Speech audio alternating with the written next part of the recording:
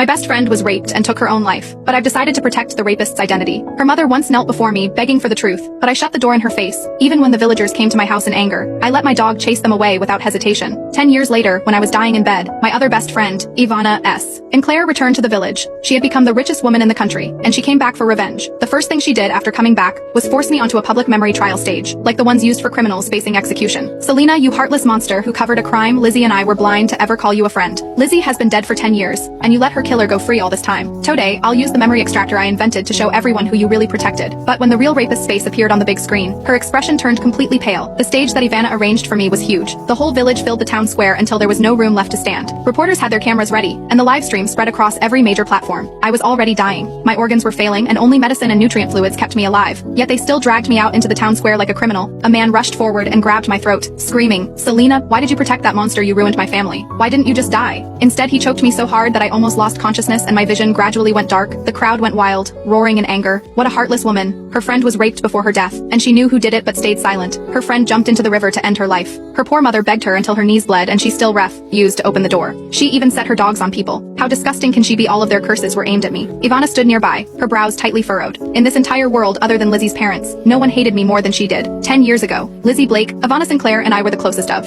friends. However, after Lizzie was assaulted and took her own life in the woods near my home, our friendship fell apart. In her suicide note, she wrote that I saw the man who raped her. From that moment on, everyone believed I was protecting the rapist. And the truth was, I did protect him. Ivana stepped in front of me, her voice cold and sharp. "Selena, I'll give you one last chance. Tell me who the rapist is, then turn yourself in to the police. It is not too late yet, but once I start the machine, the high-frequency pulses will crush every bone in your body again and again. You won't even have a chance to defend yourself." My face went pale in an instant. I struggled and screamed in panic. "Eva, no, you can't look into my memory." She grabbed my wrist tightly, her teeth clenched, scared. Now it is too late for that. I am getting justice for Lizzie. Tears ran down my face as I begged, "Eva, please, don't do this. If you show my memories, you'll regret everything." She gave a bitter laugh, her eyes red with fury. "Regret? The only thing I regret is ever calling you my best friend." Two guards forced me into a metal chair. Cold cuffs locked my hands and feet in place. I struggled, but they pressed a heavy helmet over my head. 1,000 tiny needles stabbed into my scalp, digging deep into my mind. I screamed as my body shook violently. In that moment, it felt like my soul was being torn apart. Even so, the crowd beneath the platform stayed furious. Rotten vegetables and spoiled eggs flew through the air, hitting the stage as they screamed insults at me. "Fake friend, rapist protector, go to hell, you witch." On the big screen, my memories began to play in reverse. The first one appeared for everyone to see. It was 3 days after Lizzie's death. They had dragged me to her wake. Everyone demanded that I tell them who the rapist was. Some spat on me, others threw stones. One person yanked my arm so hard and then another pulled my hair until it was a tangled mess. Fists hit my body over and over until my whole body turned black and blue. I ran away in fear, with the villagers chasing after me like I was the criminal. When I turned back, I saw smoke rising in the distance.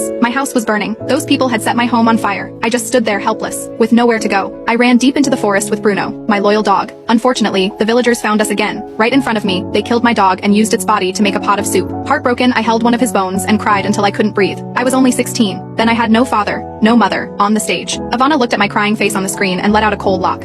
Selena, don't you deserve this? If you hadn't protected the rapist, would people treat you like that? Do you really think you are the victim here? You have no right to feel sorry for yourself. You protected a criminal, and this is your punishment. Others agreed and shouted, "She has no shame. How dare she complain after everything she has done trying to use these sad memories to make us pity her? Huh? Ridiculous. She helped a rapist. That makes her no different from him. She belongs in hell." Who is really pitiful here? Lizzie's family lost everything. A family lost their daughter. The mother went insane from broken heart. Who is more deserving of our sympathy just then? A soft, cheerful laugh echoed from the screen. "Lizzie, wait for me." Lizzie's young, smiling face appeared on the screen. On a snowy mountain, she ran toward me, laughing as she threw a snowball. "Catch this, my daughter." Lizzie's father collapsed in front of the screen, crying uncontrollably. Seeing his daughter's bright smile again after 10 long years broke him completely. After Lizzie's suicide, his hair turned white almost overnight. Every day, he went to the police station asking, "Did you find the rapist yet?" But every time, the officers only shook their heads. Back then, there were no cameras in the village, and my house stood apart from the others. No one knew who followed Lizzie that night. The only person who knew the truth was me, on the screen. The younger me knelt before the mountain god statue, hands clasped in prayer. "Please bless my friend with health and happiness. May our friendship last forever." Watching that, Ivana's face twisted with rage. "Selena, you liar. How dare you pretend to care, you liar." She stormed forward, pointing at me. "How dare you show those memories? You disgust us.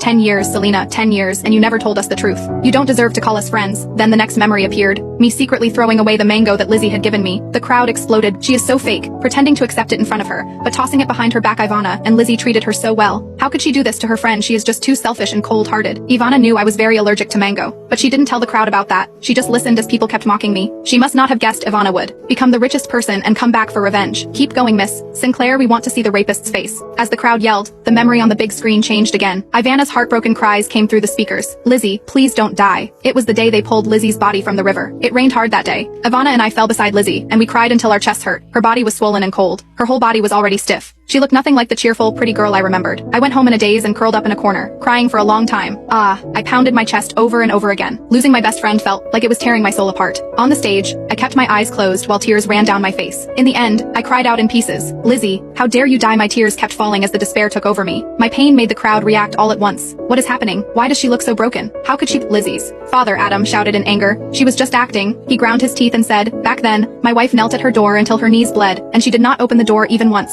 She even set dogs on people. Who could call that a good person? My daughter played with her as a child, and this is how she treated the dead girl's mother. Lizzie's mother, Maya, also appeared in messy hair, holding a doll and saying over and over, be brave, Lizzie. Don't be afraid. The crowd's anger rose once again. Ivana's face went pale for a moment before turning red with anger. She stepped forward and shook me hard. Her eyes widened as she shouted, Selena, look, this is the tragedy you caused. By protecting a criminal, you had no parents. Lizzie and I took care of you since you were 7, because we felt sorry for you. Is this how you repay us? She raised her hand and slapped me in the face furiously. You want sympathy? You killed Lizzie. Do you think these memories will make me forgive you? Her breath came fast. Tears fell without war. Ning. Her eyes were full of pain and anger. Lizzie took her life, but the one who caused it was you. You killed her, Selena. She shook me in fury. The hatred in her eyes broke my heart. For Ivana, Lizzie's death had been a storm that destroyed everything. After that storm, she lived only in sorrow. Suddenly, Ivana pulled herself together and wiped her eyes. Her sadness changed into cold, hard determination. I am telling you, Selena, I will not stop until I find the bastard who raped my friend. Once I find them, I will send you and that monster to hell together. She told the text to widen the memory scan. It seemed she had no patience left for me. The text moved fast. The red needle on the machine shot up, and the tiny needles inside the helmet pressed deeper into my brain. But still, there was no memory of the night Lizzie was attacked. The crowd started to whisper. Even the live chat was filled with questions. What is going on? Why isn't there any memory of that night? Didn't Lizzie say this woman saw the rapist? Ivana frowned and turned to her tech team. What is going on? Why don't we find the memory of the rapist? One of the techs wiped his forehead and stammered. Miss Sinclair. She seems to be fighting the system. She is refusing to let that memory be pulled. What, fighting the system? Ivana's face went hard. Her sharp gaze immediately turned toward me. She slammed her hand on the table as she shouted,